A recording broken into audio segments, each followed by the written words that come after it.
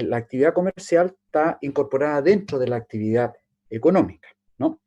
Por lo tanto, la primera fuente formal que nosotros estamos analizando en materia de derecho comercial es la Constitución Política de la República.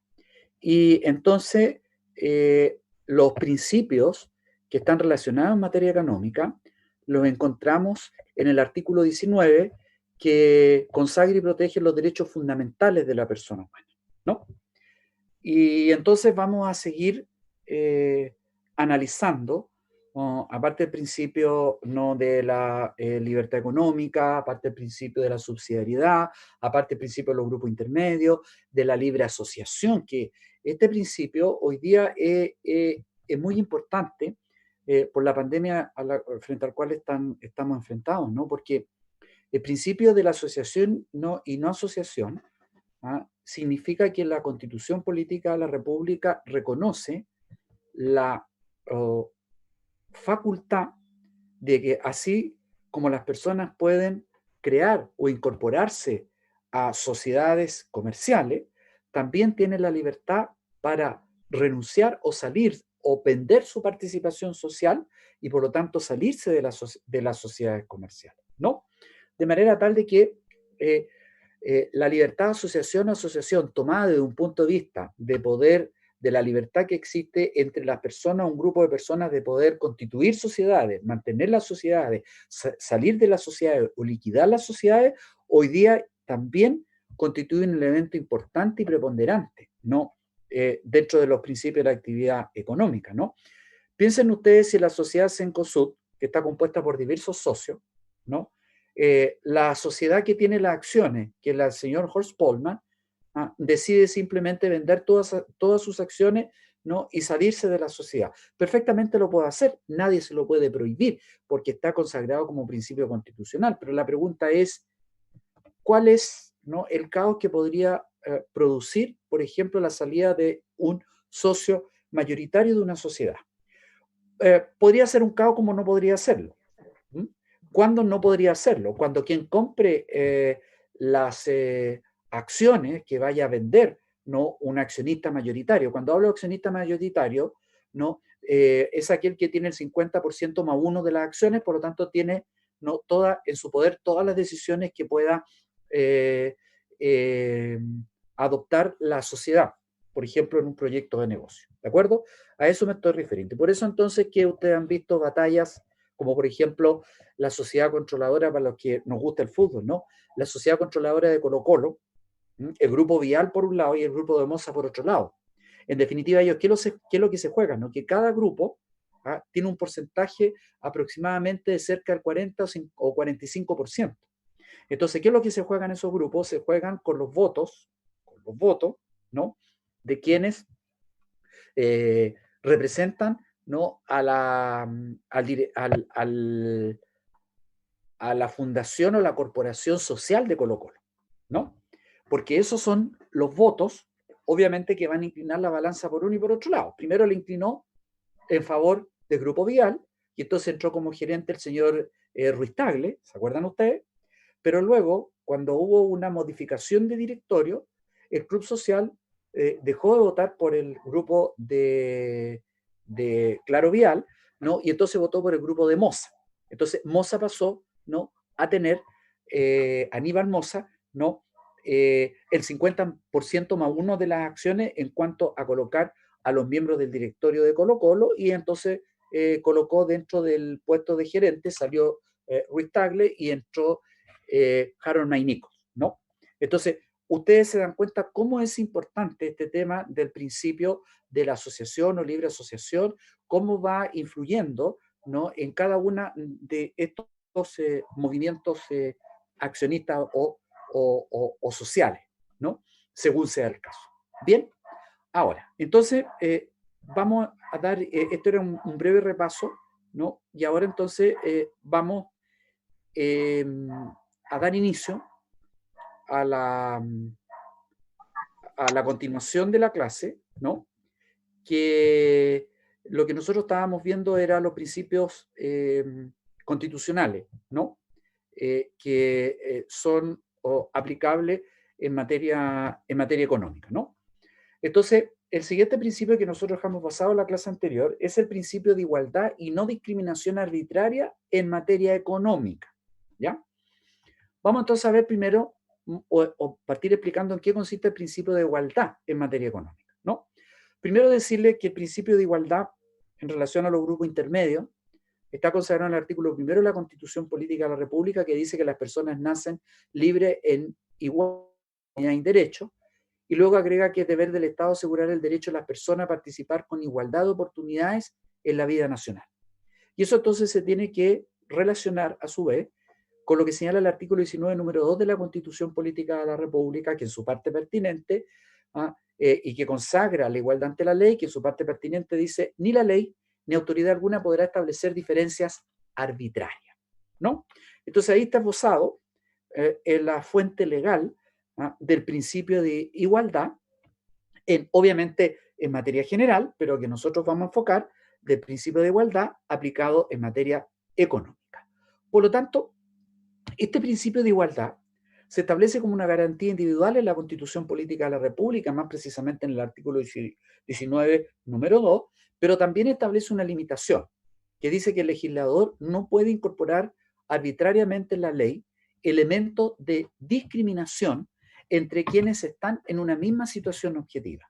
O sea, la propia Constitución Política de la República le establece una limitación. ¿A quién? Al legislador. ¿De qué? Que no puede incorporar arbitrariamente en la ley que salga finalmente no aprobada del Congreso elementos de discriminación, y aquí viene lo interesante, ¿no? Entre quienes están en una misma situación objetiva. Por lo tanto, lo importante de entender el principio de igualdad es en el sentido de que si existen dos empresas o dos personas naturales que cumplen con los requisitos establecidos por la ley para iniciar cada una de ellas o emprender una actividad comercial, entonces el legislador, la ley o los órganos, autoridades administrativas que tienen que otorgar los permisos, no pueden decirle a una empresa que cumple los requisitos sí y a otra empresa que también cumple los mismos requisitos no. Tiene que haber un trato de igualdad en materia económica. Vale decir, ¿no? De que cuando el legislador establece y quiebra este principio de igualdad y a una empresa le dice que sí y a otra empresa le dice que no, sin establecer los fundamentos de su decisión, los fundamentos racionales de su decisión, obviamente que se está quebrando este principio de la igualdad. Y obviamente aplicado este principio de la igualdad en materia económica. El otro principio es el principio de no discriminación arbitraria en materia económica. Este principio, la fuente legal de su regulación está en el artículo 19, número 22, inciso primero, que dice en su parte pertinente, la no discriminación arbitraria en el trato que deben dar el Estado y su organismo en materia económica. Lo dice específicamente. Por tanto, los organismos del Estado no pueden discriminar arbitrariamente en cuanto a la adquisición y ejercicio de los derechos de las personas o cuerpos sociales intermedios, ¿no? Y en consecuencia, el principio de igualdad está en estrecha vinculación con el principio de la no discriminación arbitraria. Ahora, ambos principios en consecuencia en materia económica involucran primero la igualdad en el trato que el Estado y sus órganos deben dar a los particulares en materia económica, y otro, que la igualdad de condiciones que deben existir entre los mismos particulares y el Estado empresario. Acuérdense ustedes que el Estado puede emprender ciertas actividades empresariales. Así, por ejemplo, tenemos Codelco, así, por ejemplo, tenemos la ENAP, la Empresa Nacional del Petróleo, donde el Estado, en caso Codelco no es monopólico, en caso de la ENAP sí es monopólico, pero en donde el Estado puede participar, cuando hace una ley de quórum calificado lo autoriza, ¿no? En materias de carácter económico, ¿no? Y entonces cuando el Estado participa o entra a participar en materia de carácter económico, sobre todo, por ejemplo, en el caso de la explotación del cobre, obviamente lo que la ley le exige al Estado que participe en igualdad de condiciones con los particulares, o sea, con aquellas empresas particulares que también explotan esta misma actividad. Y esto es lo importante y esencial respecto de ambos principios. Ahora, fallo del Tribunal Constitucional del 5 de abril del año 1988. En su parte pertinente señala y dice: la igualdad consiste en que las normas jurídicas deben ser iguales para todas las personas que se encuentren en la misma circunstancia y que no deben concederse privilegios ni imponerse obligaciones a uno que no beneficien o graven a otros que se hallen en condiciones similares. No se trata de una igualdad absoluta, sino que de aplicarse la ley a cada caso conforme a las diferencias constitutivas del mismo. La igualdad supone, por lo tanto, la distinción razonable entre quienes no se encuentran en una misma situación. Por lo tanto, si hay personas en materia económica que están en una misma situación, se debe respetar el principio de igualdad. Ahora, ¿cuándo no se puede respetar el principio de la igualdad? Cuando ambas personas están en diversas situaciones, ¿no? Y en materia económica, las diversas situaciones dicen relación a la explotación del negocio que van a hacer. No es lo mismo la explotación de que yo explote el cobre que explote el litio, por ejemplo. ¿Ah? Pero sí tengo que aplicar el mismo principio de igualdad a todas las empresas que exploten el cobre o a todas las empresas en Chile que exploten el litio, ¿de acuerdo? Eso es lo importante y esencial, y me parece muy interesante esta definición de igualdad que incorpora nuestro Tribunal Constitucional. Esto también lo encontramos el fallo a nivel de tribunales ordinarios, la Corte de Apelaciones de Santiago, que dice, en su parte pertinente, que el principio de igualdad ante la ley supone que todos los que se encuentren en una misma situación,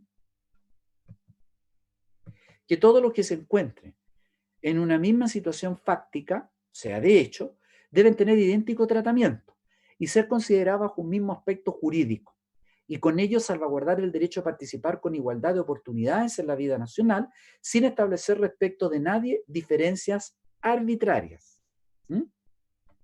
Ahora, en conclusión, según los fallos y el principio de igualdad y no discriminación, lo importante y lo esencial primero, que la ley solo puede establecer distinción entre quienes no estén en una misma situación objetiva. Y segundo, que las distinciones hechas por el legislador deben ser razonables. Esto es, todo requisito, cargo, beneficio impuesto por la ley a determinadas personas debe ser fundado en un proceso racional que lo justifique. Y tal como les daba yo el ejemplo en clase pasada, ¿no? Lo que la Constitución política reprocha es la discriminación arbitraria que pueda aplicar los órganos del Estado, ¿no?, respecto de personas que participan. No la discriminación, porque la discriminación normalmente no infracciona el principio de la igualdad ante la ley. Y lo quiero singularizar con el siguiente ejemplo para que les quede claro. En materia de derecho administrativo existe lo que se llama la ley de compras públicas, ¿ya? Y ustedes el día de mañana, cuando sean abogados y asesoren un servicio público, se van a enfrentar a esta situación de la ley del mercado público de compras públicas. Esto significa que cuando un servicio público quiera adquirir algún bien del mercado, entonces, si pasa por cierto sedazo que ustedes van a estudiar en materia de derecho administrativo, ¿no? Si no está, digamos, en la plataforma de mercado público, ¿no? Entonces ustedes van a tener que armar un proceso de licitación, ¿no? Y entonces en el proceso de licitación ustedes van a establecer todos los requisitos que deben presentar y cuáles van a ser, ¿no, verdad?, los criterios para adjudicar una licitación determinada. Entonces vamos a suponer que ustedes van a licitar la compra de computadores. Entonces van a armar todas las bases, se van a publicar las bases en el mercado público y van a participar empresas. Lo ideal es que participe una sola empresa que cumpla con todos los requisitos y se adjudique la propuesta. No hay problema. Pero ¿qué pasa si, por ejemplo, participan 5 o 6 empresas? Y 5 o 6 empresas que cumplen con todos los requisitos para participar en la propuesta. Entonces, significa que el Estado y el organismo público tendrá que adjudicarle a las 5 empresas para no incurrir en una infracción al principio de la no discriminación. No, porque ahí el Estado está facultado para poder discriminar. ¿En qué sentido? De adjudicar la mejor propuesta. Y si todas las ofertas, si todas las propuestas no cumplen con...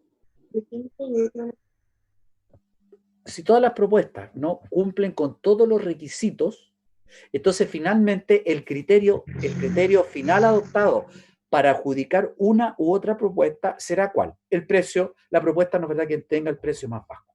Y fíjense ustedes que si aún así existen propuestas que llegan con todos los requisitos, ¿ya? Y las ambas propuestas nos ofertaron el mismo valor, o sea, 1.000.000 de pesos y 1.000.000 de pesos, entonces aún así, ¿no? Obviamente tiene que haber un criterio de solución, ¿no? Para adjudicarle a una empresa respecto de otra. Pues bien, en ese caso, lo que se tiene que respetar es el principio de igualdad, pero aquí va a haber una discriminación. Pero va a haber una discriminación que no va a ser arbitraria porque se está actuando dentro del marco legal. Discriminación arbitraria sería si llegan dos empresas que han cumplido con todos los requisitos técnicos, en fin, ¿ah? Y en las bases se dijo que en esa situación entonces se considerará, ¿ah?, el criterio del menor precio. Resulta que llegan dos empresas y finalmente el órgano público le adjudica a la empresa que ofertó con un mayor precio. Entonces ahí obviamente se está quebrando un principio y entonces se está hablando de un principio de discriminación arbitraria. Se está discriminando a una empresa respecto de la otra, ¿no? Eso es lo que yo quería señalar y que es plausible y que viene al caso respecto, ¿no?, de, como un ejemplo, respecto de este principio de igualdad y la no discriminación arbitraria, cómo están uno entrelazados o relacionados respecto del otro. En síntesis, el principio de igualdad ante la ley es el derecho fundamental de la libertad de trabajo, número 19, número 26, y a la no discriminación arbitraria, el 19, número 22, configuran presupuestos y garantías esenciales de la libertad de comercio y el derecho igualitario de la actividad comercial. Tales ideas y principios han surgido desde la Revolución Francesa. Ustedes saben que uno de los principios básicos fundamentales de la Revolución Francesa es el principio de la igualdad. Y eso obviamente ha trasuntado a todas las esferas y a todas las ramas del derecho y también a las ramas del derecho comercial.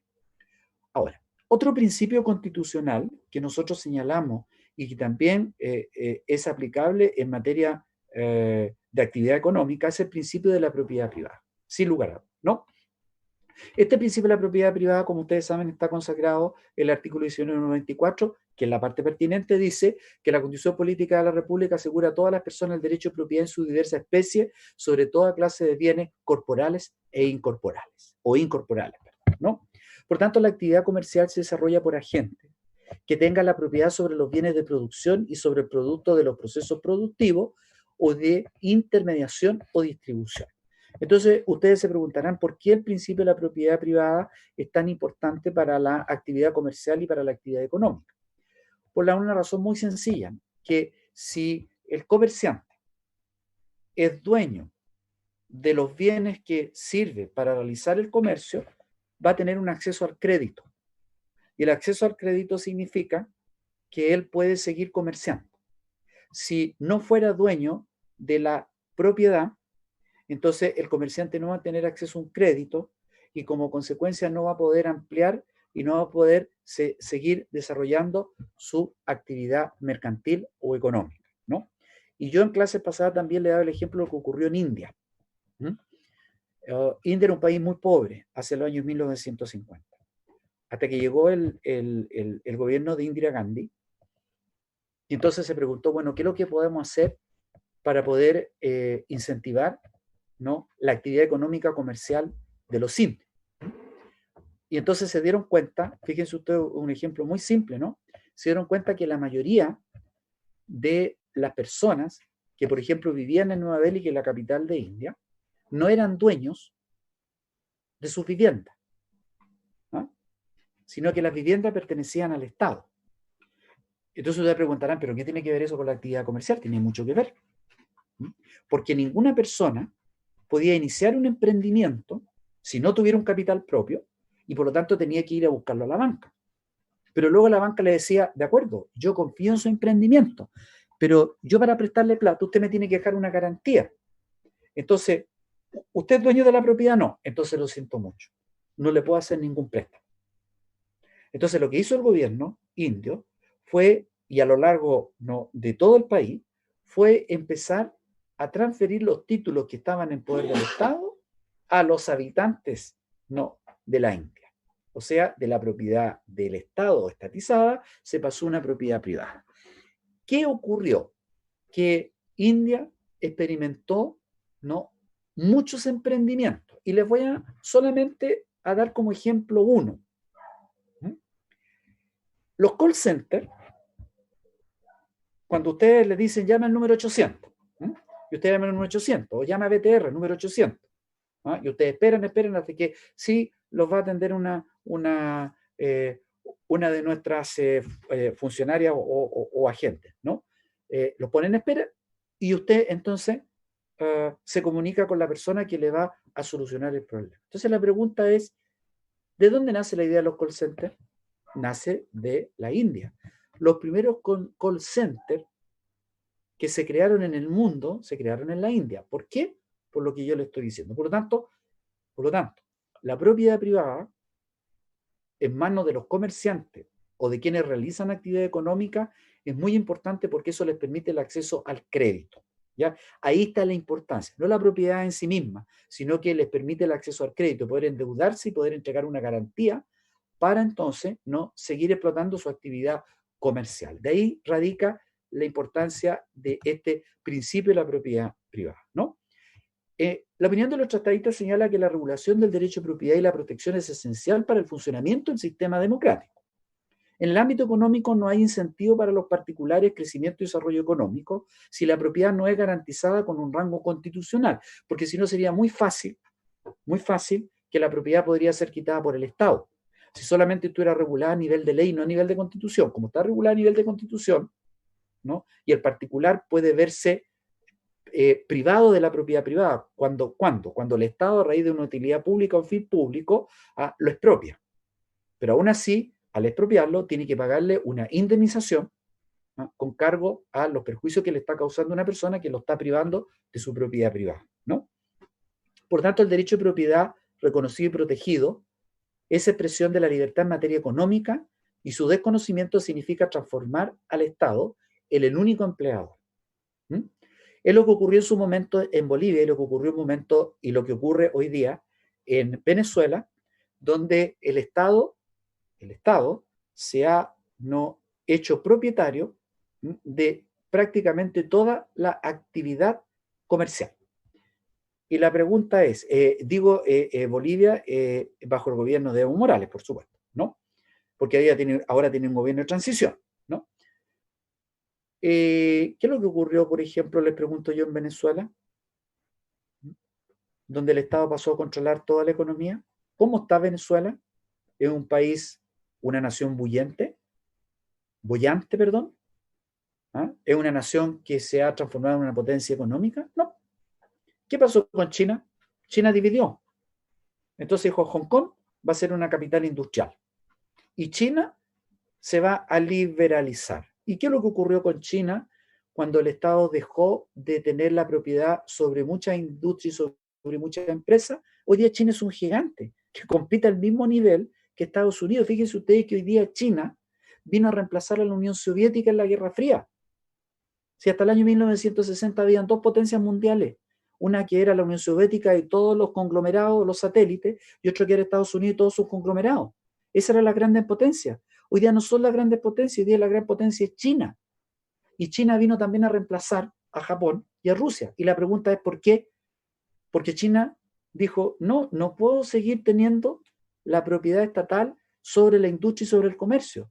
Dejemos que los particulares actúen. Y miren hoy día cómo está China situado a nivel mundial. Por eso quiero señalar que la propiedad privada en manos de privados obviamente beneficia la libertad económica y también propicia el desarrollo del comercio como una de las principales actividades económicas. Bien, dicho esto, entonces, vamos a mencionar otros principios constitucionales que también tienen alguna influencia o injerencia, que tienen influencia o injerencia en materia económica. El primero es el principio de igualdad, repartición de los tributos, que está regulado en el artículo 19, número 20 de la Constitución Política de la República. Ahora, igual repartición de los tributos en proporción a las rentas o en progresión o en la forma que fije la ley y la igual repartición de las demás cargas públicas. En ningún caso dice la disposición constitucional la ley podrá establecer tributos manifiestamente desproporcionados o injustos. Los tributos que se recauden, cualquiera que sea su naturaleza, ingresarán al patrimonio de la nación y no podrán estar afectos a un destino determinado, ¿no? Por lo tanto, eh, es importante la aplicación de los tributos porque cuando un comerciante va a emprender una actividad comercial, no solamente se preocupa del capital que necesita o que requiere, sino que también con los ingresos, que van a ser su utilidad o ganancia, también tiene que pagar parte de los tributos. Entonces, también los tributos, de alguna otra forma, influencian la actividad económica o mercantil. Otro principio es el de la adquisición del dominio, que está regulado en el artículo 19, número 23 de la Constitución Política.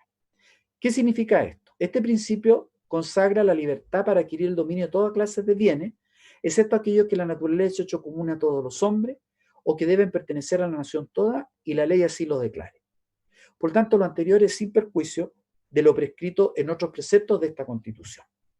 Y luego dice una ley de quórum calificado y cuando así lo exija el interés nacional, puede establecer limitaciones o requisitos para la adquisición del dominio de algunos bienes. Entonces, así, como yo les decía a ustedes que es importante, ¿no?, que exista en un país propiedad privada, porque da el acceso al crédito, también es importante que se consagre a nivel de principio constitucional la libertad para adquirir el dominio. No solamente la libertad para no solamente tener la propiedad privada, sino que también la libertad para adquirir el dominio de toda clase de bienes, ¿no? Porque así obviamente se pueden realizar los emprendimientos.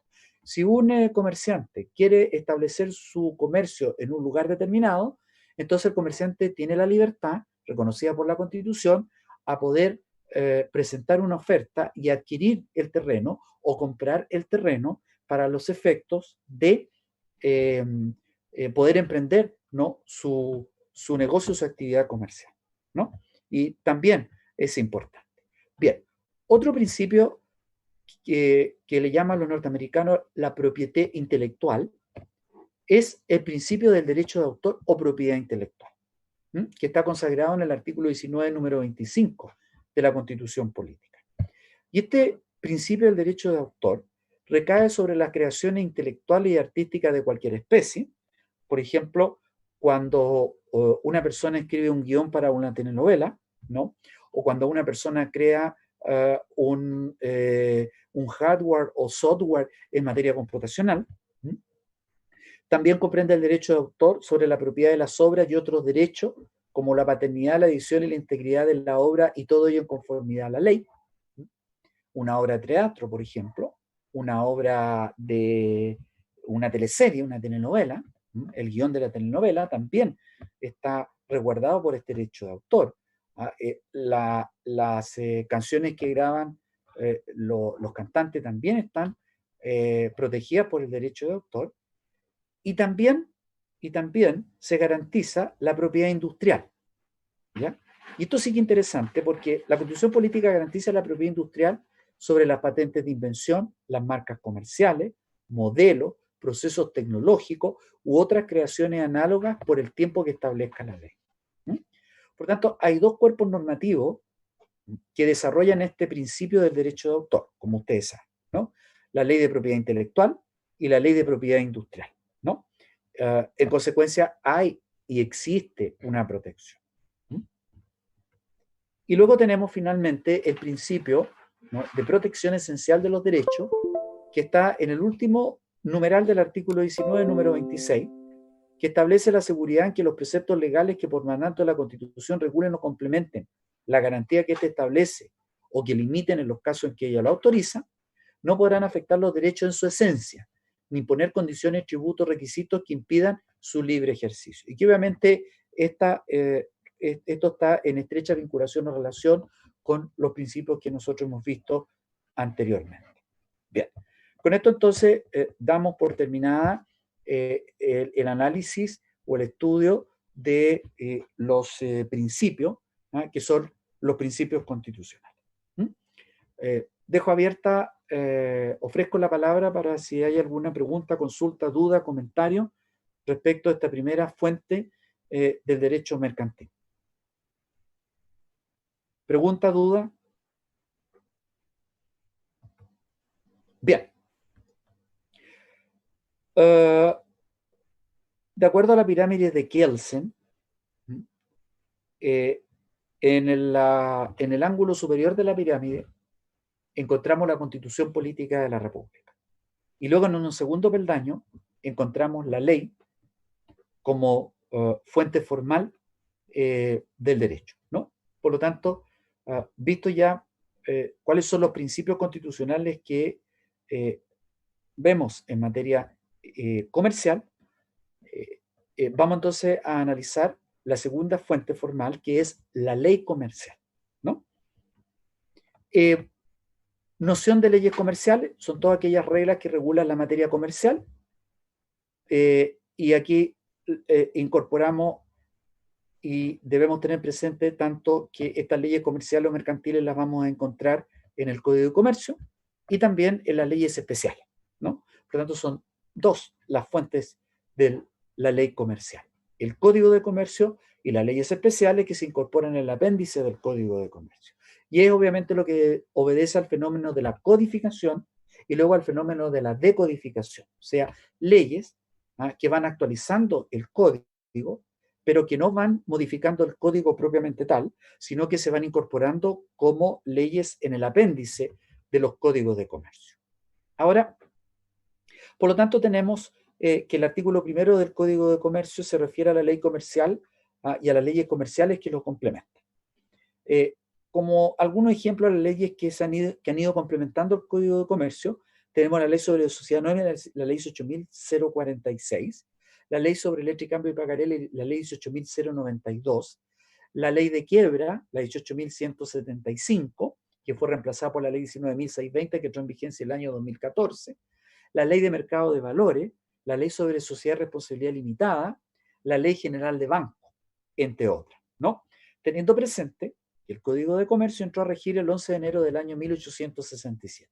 Por lo tanto, ahí hay un ejemplo de qué es lo que conforma la ley comercial. Ahora, las leyes mercantiles complementarias, las leyes mercantiles que van a complementar, ¿no?, el Código de Comercio, poseen un rol importantísimo en el proceso de actualización y modernización del Código de Comercio. ¿No? ¿Y por qué es importante esto que le estoy señalando a ustedes? ¿No? Por el tema del proceso de codificación y de decodificación. ¿Ah? No se olviden ustedes que el proceso de decodificación es una respuesta al proceso de actualización de la normativa en una materia determinada. Entonces, como los códigos no tuvieron a la altura de irse modificando en sus cuerpos normativos, conforme fue evolucionando la sociedad en distintos aspectos, entonces lo que no quedó más que ir actualizando, en este caso, la legislación en materia mercantil y obviamente ir dictando leyes especiales que viniesen a regular la materia. Entonces, nos situamos en la siguiente situación, ¿no? La ley comercial, entonces, sabemos que está compuesta por las normas que están incorporadas y que están señaladas en el Código de Comercio y también por las leyes que se han ido dictando con posterioridad y se han ido incorporando, ¿no?, al apéndice del Código de Comercio. Entonces, la pregunta es, ¿qué pasa si una ley comercial que se dicta fuera del Código de Comercio entra en pugna con el Código de Comercio? ¿Mm? ¿Qué pasa si la ley de la letra de cambio y pagaré señala que el plazo de prescripción de la acción derivada de una letra de cambio y pagaré prescribe en un año? ¿Y qué pasa si en el Código de Comercio señala que la misma acción prescribe en 2 años? ¿Qué pasa cuando hay una pugna entre una ley comercial especial y el Código de Comercio? Entonces ahí primero aplicamos lo que se llama el principio de la especialidad. Por lo tanto, lo especial prevalecerá por la regla general. En consecuencia, diríamos entonces que frente a esta pugna prevalecería la ley que regula la letra de cambio y pagaré. O sea, prevalecería la aplicación de la ley de letra de cambio y pagaré. Ahora, es importante señalar lo siguiente respecto del ejemplo que yo le estoy dando. El Código de Comercio, en su reglamentación general, señala que respecto a todos los actos o contratos regulados en el Código de Comercio, la acción prescribirá en el plazo de 4 años. 4 años. Y luego aparece una ley de letra de cambio y pagaré, 18.092, que dice que que la ley o el pagaré que involucran actos unilaterales, ¿no? Van en cuanto a la acción, ¿no? que emana de su cumplimiento, va a prescribir en un año. Entonces, por un lado, el Código de Comercio dice que son 4 años y por otro lado, una ley especial dice que es un año. Entonces, ¿cuál plazo de prescripción va a prevalecer? El de un año. ¿Por qué? Porque aquí se aplica la ley especial cuando entra con el Código de Comercio. Ahora, si se trata de un vacío en una ley mercantil especial, vamos a suponer, siguiendo el mismo ejemplo, para no cambiar de ejemplo, vamos a suponer que la ley de letra de cambio y pagaré señaló que el beneficiario, ¿no? o el endosatario podrá ejercer las acciones para perseguir el cumplimiento del pago de una letra de cambio y pagaré, pero que el legislador no haya olvidado establecer un plazo en la ley especial mercantil, ¿no? Entonces, si hay un vacío en una ley especial mercantil, tendremos que ver si ese vacío está cubierto por el Código de Comercio primero. Y si en el Código de Comercio dice que todas las acciones que deriven de los actos o contratos prescribirán en el plazo de 4 años, entonces aplicaremos el plazo de prescripción que señala el Código de Comercio. Ahora, también podríamos decir, bueno, por el artículo 22, inciso segundo del Código Civil, aplicaremos entonces el Código de Comercio, pero podríamos también hacernos la siguiente pregunta, pero profesor, si el Código Civil también hay normas sobre la prescripción de acciones, ¿no? De corto tiempo, de 1, 2 o 3 años, la prescripción ordinaria de 2 años, de tratándose de bienes corporales muebles, o de la ejecutiva de 3 años, las ordinarias tratándose de bienes inmuebles de 5 años, y la prescripción adquisitiva, esta es la ordinaria, y la prescripción adquisitiva extraordinaria de 5 años. Entonces el Código Civil también contempla, ¿no? Plazo de prescripción, sí, pero en este caso, si bien es cierto que la ley especial mercantil no regula esta materia sí está regulada por el Código de Comercio. Y por lo tanto aquí vamos a aplicar y nos vamos a remitir a lo que regula el Código de Comercio por la especialidad de la materia. ¿De acuerdo? Esos son, ¿no? las pugnas, los conflictos que se pudiesen suscitar. Ahora, dentro de esto mismo, dentro de la jerarquía del rango normativo de la ley, podemos señalar también como fuente formal los tratados y convenciones internacionales ratificados por Chile, obviamente en materia mercantil o comercial, ¿no? Los tratados constituyen una importantísima fuente del derecho, ya que responden a la evolución constante y movilidad que presentan las relaciones comerciales.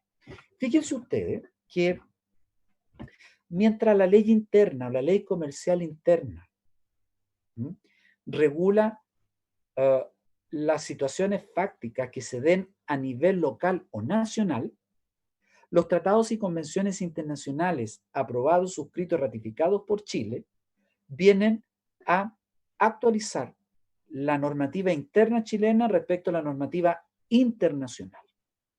En consecuencia, los tratados y convenciones en materia comercial que sean ratificados por Chile, al interior de Chile van a tener fuerza obligatoria de ley, por lo tanto van a tener los mismos rangos de ley. El principio, por lo tanto, de la autonomía de la voluntad es uno de los factores que contribuyen a la uniformidad del derecho regulador de las relaciones económicas internacionales. Por lo tanto, se ha creado en materia comercial internacional un derecho uniforme que surge a la exigencia de la práctica mercantil internacional, y que este derecho uniforme entonces se va consagrando y se va escriturando en los tratados y convenciones internacionales. Y de allí deviene la importancia esencial de los tratados y convenciones internacionales ratificados por Chile como fuente, como fuente mercantil. Por lo tanto, en materia legal y en materia de jerarquía normativa, bajamos de los principios constitucionales a la ley. Dentro de la ley, partimos por la ley comercial especial, luego bajamos al Código de Comercio, luego bajamos a los tratados y convenciones internacionales ratificados por Chile. Y en el último peldaño de la ley encontramos el Código Civil como fuente no formal del derecho mercantil. ¿Ya? Y por disposición del artículo 2 del Código de Comercio, las normas contenidas en el Código Civil se aplican con antelación a la costumbre mercantil, contrariamente a lo que ocurre en otros países. ¿De acuerdo? Entonces, el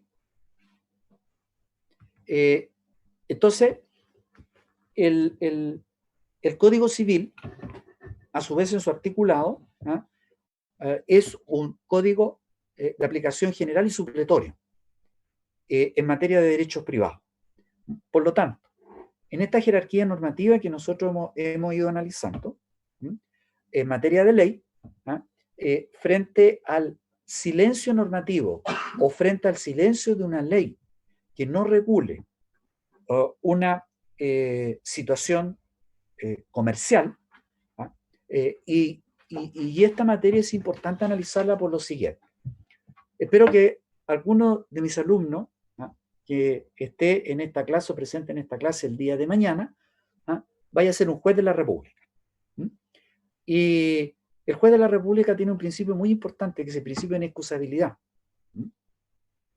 que una vez que se ha sometido un asunto al conocimiento, ¿no?, de la cual es competente a su conocimiento, no podrá excusarse fallar ni aún por falta de ley que resuelva la contienda sometida a su decisión. Así lo dice más o menos, ¿no?, el artículo, me parece, 10.11 del Código Orgánico del Tribunal.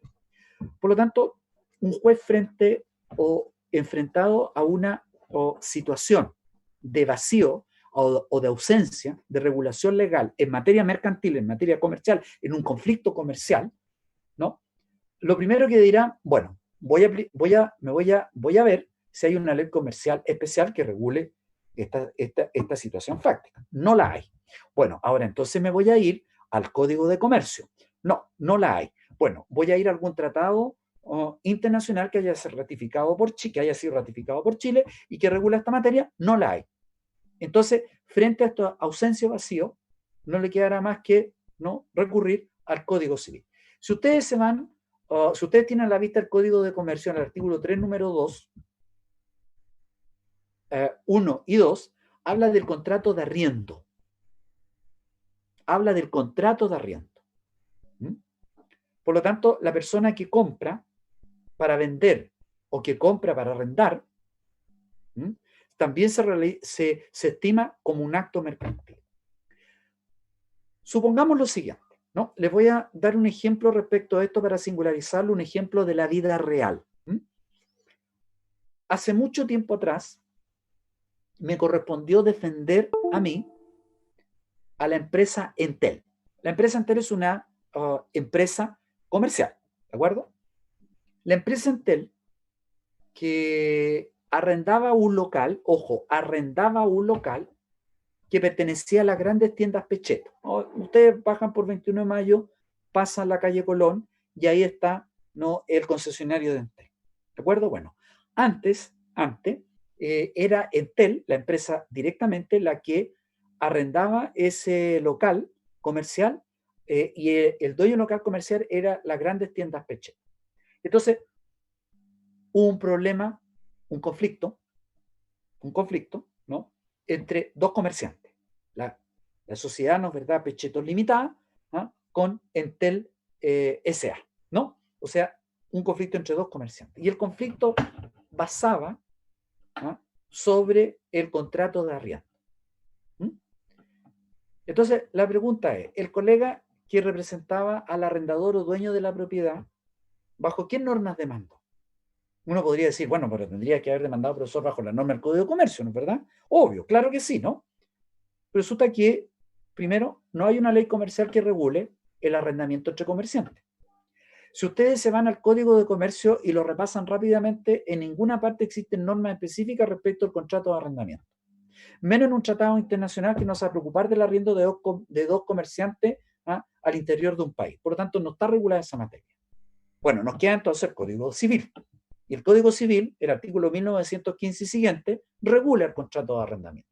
Por lo tanto, fíjense ustedes, esa materia que no está regulada por una ley comercial especial, que no está regulada por el Código de Comercio, menos por un tratado internacional, finalmente se regula frente al silencio de la ley comercial especial, se regula por el Código Civil.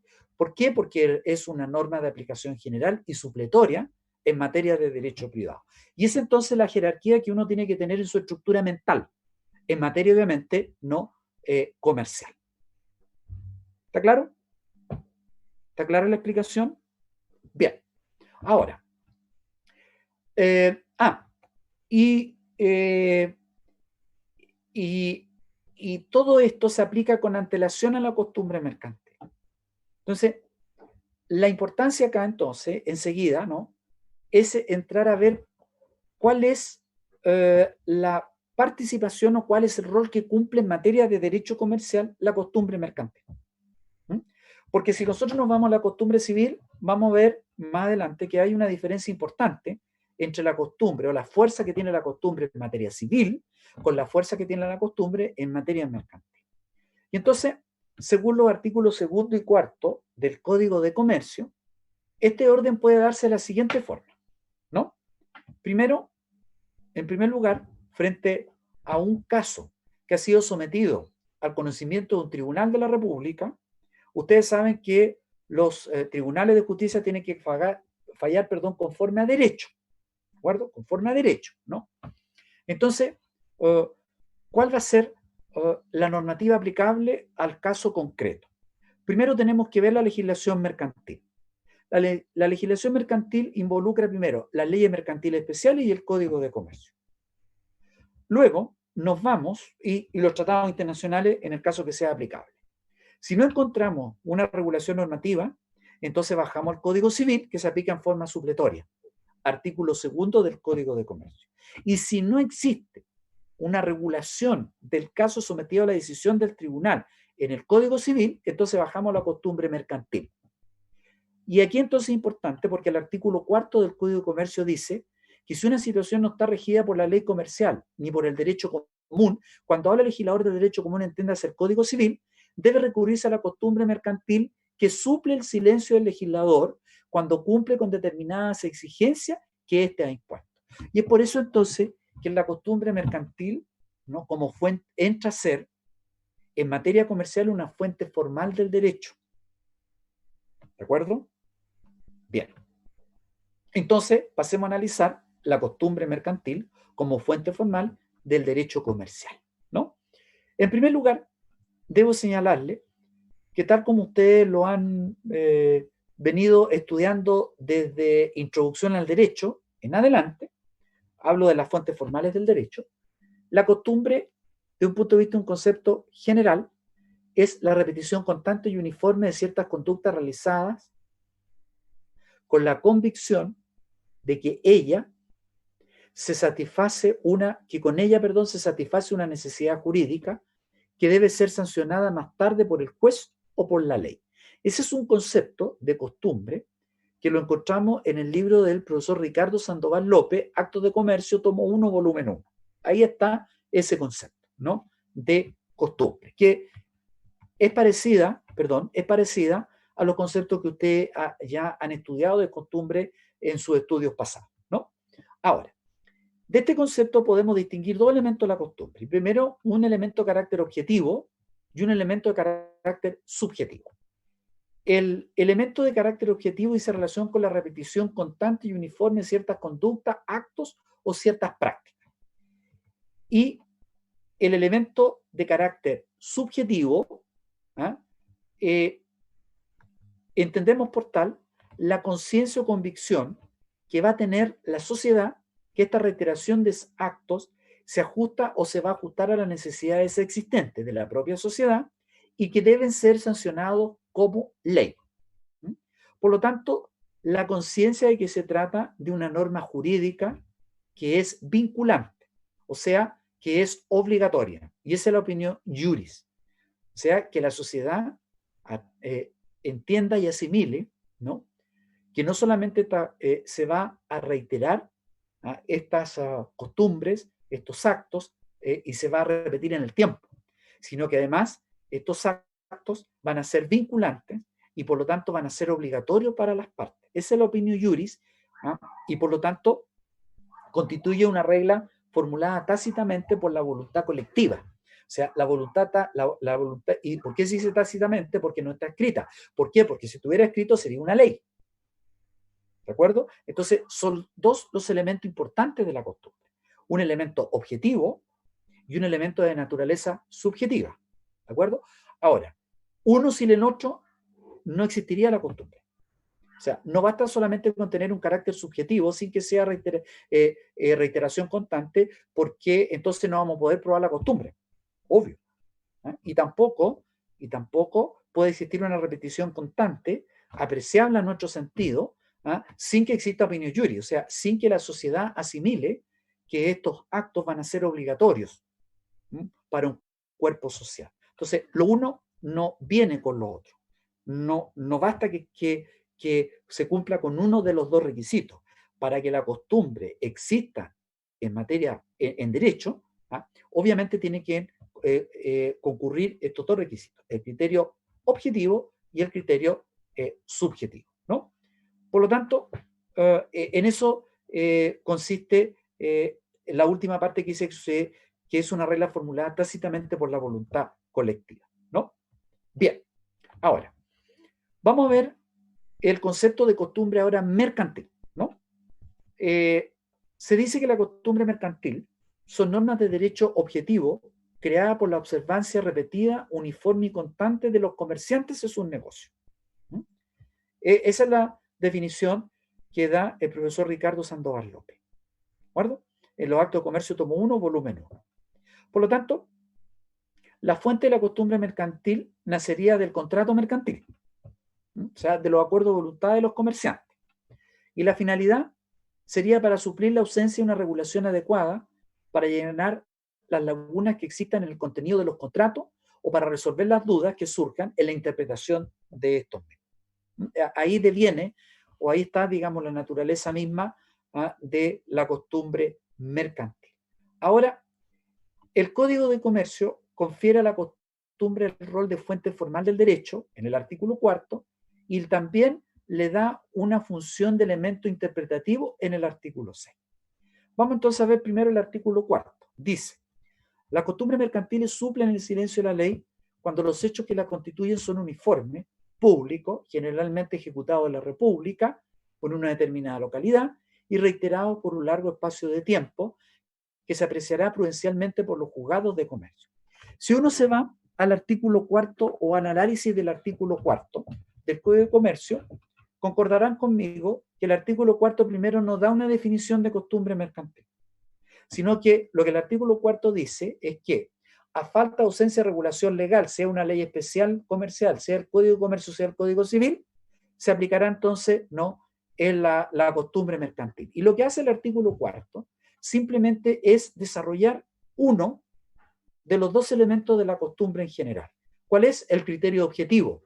Porque dice que la costumbre mercantil tiene que materializarse a través de hechos que sean uniformes, públicos, generalmente ejecutados en la República o en una determinada localidad y reiterados por un largo espacio de tiempo. Lo que está haciendo el legislador es que está determinando el elemento fáctico de la costumbre, porque ya dijo que si existe un elemento fáctico y existe una opinión juris, entonces la costumbre pasa a suplir el silencio de la ley y por lo tanto pasa a ser una ley que podrá ser aplicada por el juez de comercio, llámese hoy día el juez civil, para la resolución del asunto que ha sido sometido a su decisión. Ahora, la pregunta que sigue es la siguiente, ¿no? ¿Tiene la costumbre mercantil el mismo tratamiento que la costumbre en materia civil? Y definitivamente, no, la costumbre mercantil recibe un tratamiento totalmente distinto al dado en materia civil, ya que en materia comercial no rige únicamente cuando la ley se remita a ella, como ocurre ¿no? en derecho civil, la costumbre según la ley, sino que además rige también en aquellos casos en que la ley nada disponga sobre ciertos casos particulares, costumbre fuera de la ley. Acuérdense que ustedes, al clasificar la costumbre, clasificaron la costumbre, la clasificación más tradicional de la costumbre que uno estudia es la siguiente: costumbre según la ley, o sea, va a tener valor cuando la ley se remita a ella. Si la ley no se remite a ella, la costumbre no tiene ningún valor, que es lo que ocurre en el Código Civil. Costumbre fuera de la ley vale decir cuando la costumbre, sin que la ley la llame, pasa a suplir la falta o la ausencia de regulación, ¿no?, de la ley en un caso particular, y la costumbre contra ley, que es aquella costumbre que pasa a derogar una ley, que en Chile no existe, o no se ha dado. Históricamente se ha dado en una situación, según el profesor Mario Besanilla, en materia de derecho laboral. ¿De acuerdo? Ahora, estos ejemplos de la diferencia entre materia civil, entre costumbre civil y costumbre mercantil, se pueden ver, entre otros, en los artículos 225, 262, 904 del Código de Comercio, ¿no? Por lo tanto, la costumbre en materia mercantil es una norma jurídica y no una regla interpretativa solamente. Y esa entonces es la importancia. Veamos entonces algunas diferencias importantes que existen entre costumbre civil y costumbre mercantil. Primero, la costumbre mercantil entra a regir en el silencio de la ley, y la civil solo cuando la ley se remita a ella, lo que dijimos y explicamos anteriormente. Segundo, que el Código Civil no determina los requisitos que debe reunir la costumbre para que sea fuente del derecho. En cambio, el Código de Comercio sí lo establece en el artículo 4, según lo acabamos de ver. Y tercera diferencia importante, que el Código Civil no determina los medios por los cuales debe probarse la costumbre, pudiendo usarse todos los medios que la ley establece. En cambio, el Código de Comercio señala taxativamente los medios de prueba de la existencia de la costumbre, las cuales solo pueden ser probadas por algunos de estos medios de prueba. Entonces, ahí encontramos una diferencia importante que debemos anotar entre la costumbre civil y la costumbre mercantil. ¿De acuerdo? Ahora, ¿cuáles son las clases de costumbre que nosotros encontramos en materia mercantil? Primero vamos a ver la costumbre jurídica, la que emana del artículo 4. Luego vamos a vernos, ¿verdad?, las costumbres interpretativas, y luego vamos a ver las costumbres técnicas. Esta triple clasificación es una clasificación que hace la doctrina del derecho comercial.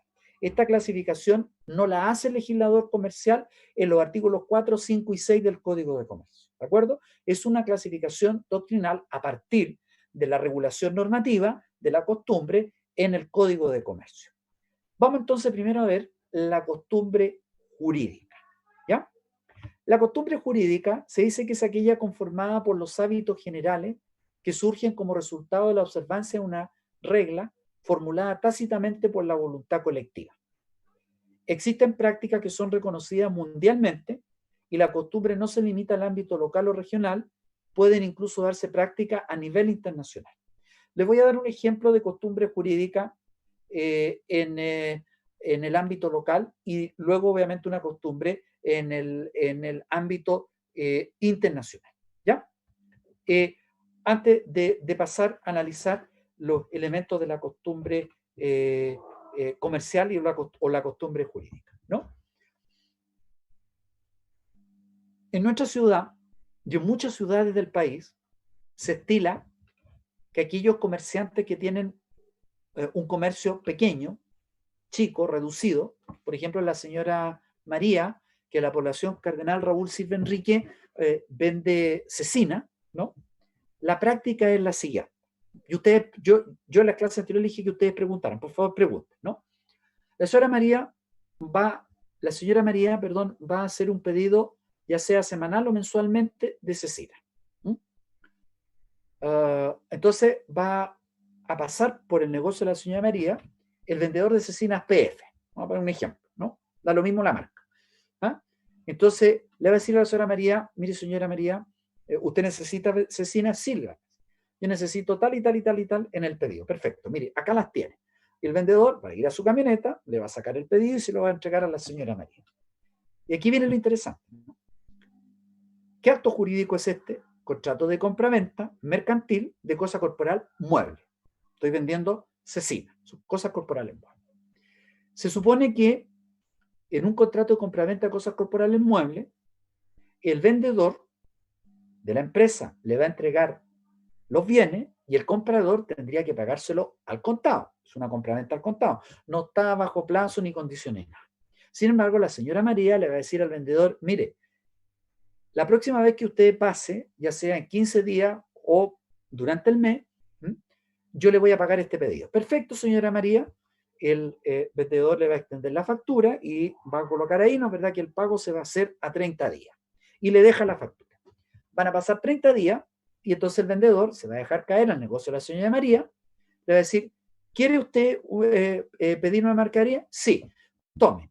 Aquí no es verdad, le pago el pedido anterior y déjeme este otro pedido. Y así consecutivamente.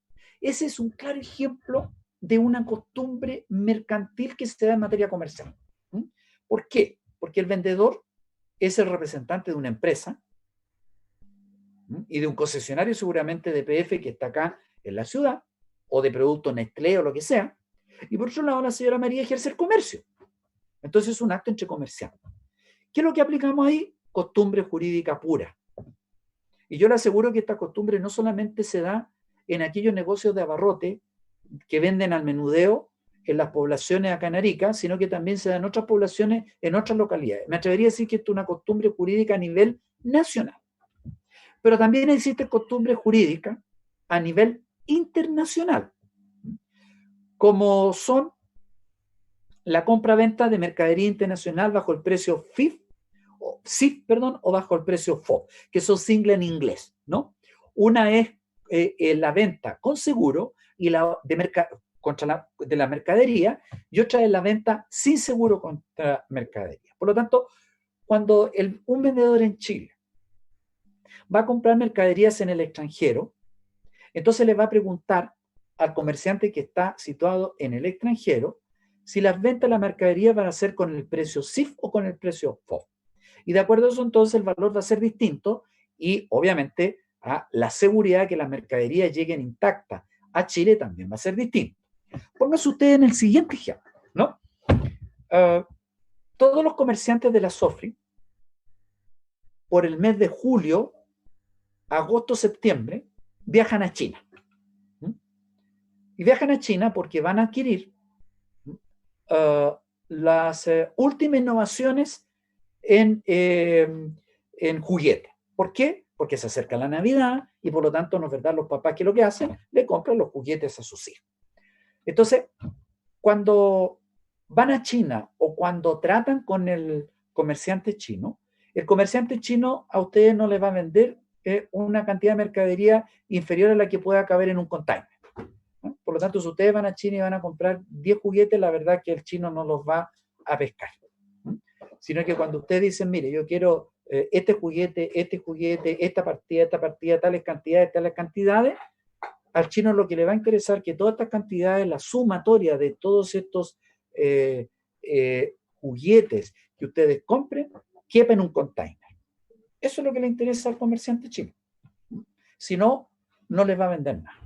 Vamos a suponer que todo cabe en un container, entonces ahí ustedes entran a preguntarle al chino, bueno, ¿cuál es el valor total de la mercadería con precio CIF o con precio FOB? Entonces, el chino le dice, mire, con precio CIF es tanto, con precio FOB es tanto. Entonces ahí ustedes tienen que decidir.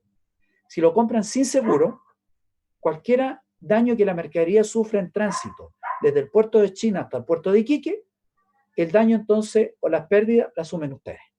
En cambio, si compran con seguro, que va a salir un poco más caro, puede ser que en el tránsito la mercadería no sufra ningún daño, ¿de acuerdo? Pero si llegan a sufrir un daño, entonces es la compañía de seguro la que les va a cubrir ese daño. Entonces ahí ustedes tienen claramente una costumbre que se aplica a nivel internacional, ¿de acuerdo? Bien, para terminar la clase, vamos a ver cuáles son los requisitos que el legislador establece, los requisitos del carácter objetivo de la costumbre, que el legislador comercial exige para que la costumbre pueda ser utilizada como fuente formal del derecho en materia mercantil. Para que la costumbre, dice el artículo 4, adquiera eficacia como norma del derecho en materia mercantil, debe concurrir los siguientes requisitos. 1, que los hechos sean uniformes. 2, que los hechos que la constituyen sean públicos. 3, que los hechos sean generalmente ejecutados en la República o en una determinada localidad. Y 4, que los hechos sean reiterados por un largo espacio de tiempo. Por lo tanto, aquí encontramos el requisito subjetivo, el requisito subjetivo, que en la opinión jurídica obviamente es un requisito que no está regulado por el legislador. Lo que el legislador regula son las circunstancias de hecho para constituir la costumbre. Primero, entonces, dice el legislador comercial que los hechos sean uniformes. ¿Qué significa esto? Que una conducta sea uniforme involucra que siempre encontraremos ese comportamiento determinado ante semejantes circunstancias. Vale decir que este vendedor siempre va a pasar, ¿no?, a la roticería de la señora Juanita, después a la roticería, ¿no?, del señor Fernando, ¿ah? Y en cada una de ellas va a aplicar lo mismo, o sea, el pago de la mercadería va a ser a 15 o a 30 días. Eso significa que los hechos sean uniformes. Segundo, que los hechos que la constituyen sean públicos. Implica que la conducta que dará formar, ¿no?, la costumbre, ¿ah?, debe ser ampliamente conocida. Si es que es una costumbre local, deberá conocerse en la zona, y si es internacional, deberá ser conocida universalmente. ¿De acuerdo? O sea, el conocimiento. Tercero, que los hechos sean generalmente ejecutados en la República o en una determinada localidad. No debe, por lo tanto, confundirse con el primer requisito. El primer requisito que nosotros señalamos es que sean uniformes. Que la sociedad lo reitere y que sea uno mismo sin que produzca confusión. Y el otro requisito es que los hechos sean generalmente ejecutados en la República o en una determinada localidad. O sea, que estos hechos uniformes sean ejecutados generalmente o a nivel nacional o a nivel local. La generalidad consiste en que frente a una misma situación o iguales circunstancias, comúnmente sean realizados hechos o adoptados conductas similares que le darán el sustrato fáctico a la costumbre, ¿no? Y cuarto, que los hechos sean reiterados por un largo espacio de tiempo. Implica saber por cuánto tiempo ha sido manifestada una determinada conducta, aun cuando no exista ninguna exigencia específica, puesto que la ley solo se refiere a un largo espacio de tiempo. Y esto obviamente es lo que podría traer una suerte de conflicto o de interpretación, porque el legislador no fija un plazo determinado. O sea, vale decir que los hechos sean reiterados durante 6 meses, durante 24 meses, durante 36 meses. No, el legislador acá no establece o no fija un espacio de tiempo determinado, ¿no? El código, por lo tanto, no se refiere a una expresión concreta de años o meses, sino que simplemente dice a una repetición constante. Vale decir que este elemento está firmemente relacionado con el criterio subjetivo. ¿De acuerdo? Bien. Ahora, hemos visto entonces y hemos analizado los requisitos de la costumbre jurídica o mercantil como fuente del formal del derecho que señala el artículo 4. Para Profesor, terminar, sí, perdón. a mí me quedó claro la parte del requisito subjetivo de la opinio juris. Dígame, la No lo escucho. entendí, porque le pone así como más el requisito subjetivo de la opinio juris. ¿Qué es eso? A ver, eh, la opinio juris, a ver, una cosa es que un hecho se repita reiteradamente en el tiempo. ¿De acuerdo? Ese es un tema. Y entonces, si nosotros lo vemos desde ese punto de vista, esto, por ejemplo, podría igualarse a una norma de trato social. ¿Ya? Y una norma de trato social, por ejemplo, si usted va el día de mañana a un restaurante y va a almorzar o a comer en un restaurante, el mínimo de la norma de trato social es que usted llegue, le pida al mozo y que usted coma con los servicios que está ahí. Yo le pregunto a usted, ¿qué pasa si usted empieza a comer con los pies arriba de la mesa? Va a llegar el administrador del restaurante y decir, señorita, ¿podría retirarse? O por señorita, ¿podría ocupar no, el servicio que usted tiene en la mesa? Es una norma de trato social. Ese es un hecho que uno reitera en el tiempo. ¿De acuerdo? Vamos ahora a ver a la norma religiosa. La norma religiosa a usted le dice de que todos los días sábado, todos los días domingo, usted va a ir a la misa. Eso es lo que le impone, es la obligación que le impone la norma religiosa. ¿De acuerdo? Ahora, ¿qué pasa? Yo le pregunto, ¿qué pasa si usted no va un día domingo a la misa? ¿Alguien la va a demandar? ¿La Iglesia Católica la va a demandar? ¿La Iglesia, no sé, presbiteriana o la Iglesia Adventista la va a demandar porque usted no fue? No. ¿Es un hecho reiterado en el tiempo? Sí. ¿Es una costumbre? Sí, es una costumbre. Vamos a ver ahora una norma moral. Una norma moral que indica que cuando usted está frente a una persona no vidente, Lo que le indica la norma moral es que usted tiene que ayudarlo, tiene que prestarle una ayuda para que la persona pueda no cruzar, por ejemplo, una avenida con alto tránsito. La pregunta, ¿qué pasa si usted va en su vehículo y ve a una persona no vidente que quiere cruzar la avenida o la arteria y usted simplemente sigue de largo? ¿La familia no vidente la va a demandar porque no cumplió? No. ¿Podríamos decir que es una costumbre mirada a un punto de vista de una norma moral? Podríamos decirlo, ¿verdad? O sea que sería costumbre para nosotros el poder cumplir esto. Entonces, lo que le quiero señalar o explicar, ¿no? Que en la vida rutinaria, común y corriente, hay muchos hechos que son costumbres. Pero no por eso estos hechos, que pueden ser una costumbre de diversa naturaleza o diversas normas, van a ser obligatorios para la comunidad o para la sociedad. Ahora, cuando estos hechos se transforman en obligatorios y cuando un miembro de la sociedad no lo cumple, trae aparejada consigo la aplicación de una sanción o de un castigo, entonces ahí tenemos la opinión juris. Y ese castigo o sanción va a estar aceptada por toda la sociedad. ¿Me entiende? Y ahí entonces entra la opinión juris. Por lo tanto, la pregunta es, ¿hay costumbre jurídica o hay costumbre como fuente formal del derecho cuando solo encontramos los elementos que constituyen el carácter objetivo sin que exista opinión juris? No, no lo hay. No hay costumbre. ¿Cuándo va a estar la costumbre? Cuando exista esta opinión juris o esta obligación que asume toda la sociedad de cumplir con esta costumbre y que de no cumplirse, entonces la sociedad también va a aceptar la sanción o castigo dirigido en contra, por un juez de la República, dirigido en contra o aplicado en contra de la persona que no cumplió con esta costumbre. ¿Quedó claro? Sí, gracias. De nada. Bueno, y finalmente, para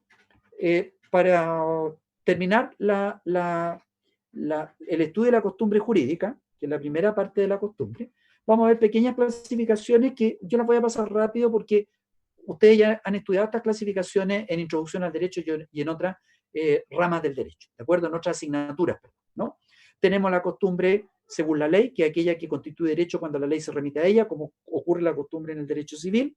Tenemos la costumbre fuera de la ley, que es la que rige el silencio de la ley, que es la costumbre en el Código de Comercio, y tenemos la costumbre contra la ley, que es aquella que deroga la ley escrita y por lo tanto no tiene cabida en nuestra legislación, ¿no? Esa costumbre ustedes la conocen. También, según el ámbito de aplicación, tenemos costumbres generales y particulares, que atienden a si la costumbre se aplica a toda la República, a todo territorio, por ejemplo, a todo el territorio de la República de Chile o en una sola localidad. Y luego tenemos costumbres nacionales y extranjeras, según si la costumbre se ha generado en el territorio nacional o según la costumbre se ha generado no, a nivel internacional o en el extranjero. Bien, y para la próxima clase entonces vamos a dejar esbozado la prueba de la costumbre. Con esto entonces ponemos término a esta clase del día de hoy. ¿Alguna pregunta? ¿Alguna duda? ¿Alguna consulta?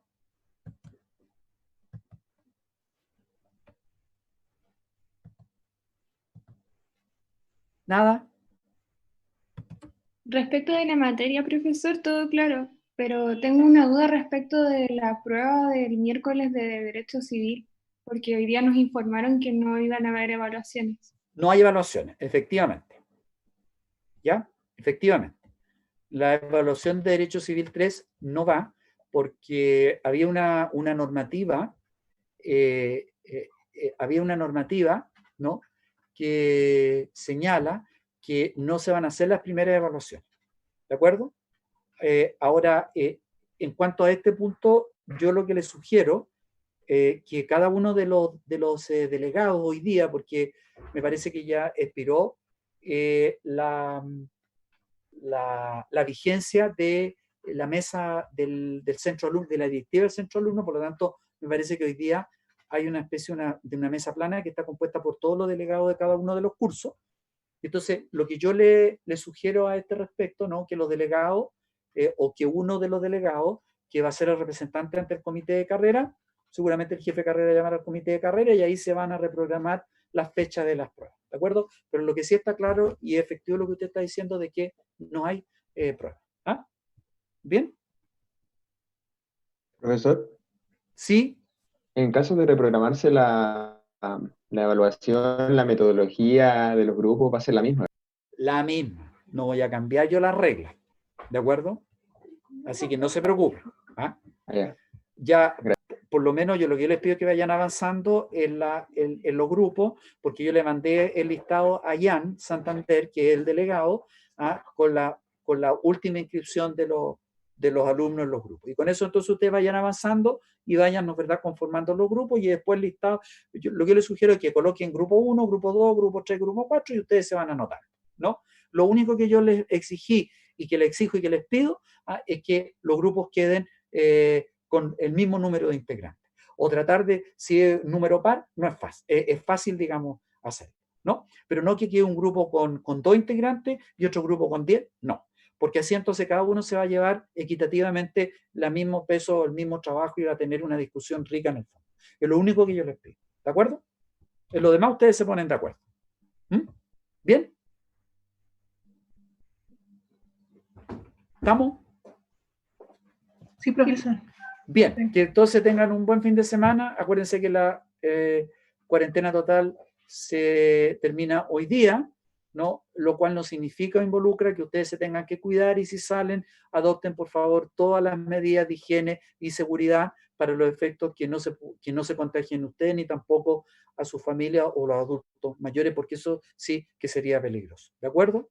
Bien, nos vemos entonces la próxima semana. Que tengan un buen fin de semana.